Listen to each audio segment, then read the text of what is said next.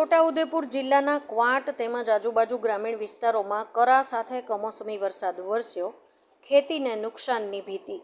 હવામાન વિભાગની આગાહી મુજબ છોટાઉદેપુર જિલ્લામાં આજે બપોર બાદ વાતાવરણમાં અચાનક પલટો આવ્યો હતો અને ક્વાંટમાં તેમજ રૂમડિયા સહિતના ગામોમાં કરા સાથે કમોસમી વરસાદ વરસ્યો હતો।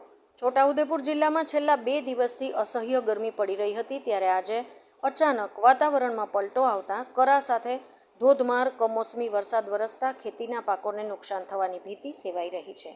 જોકે વરસાદ વરસતા લોકોને ગરમીથી રાહત મળી હતી, જ્યારે છોટાઉદેપુર જિલ્લાના ગ્રામ્ય વિસ્તારોમાં હાલ લગ્ન પ્રસંગો ચાલી રહ્યા છે અને અચાનક કમોસમી વરસાદથી લગ્ન પ્રસંગમાં પણ વિક્ષેપ પડ્યા છે। મુકેશ પરમાર, નસવાડી।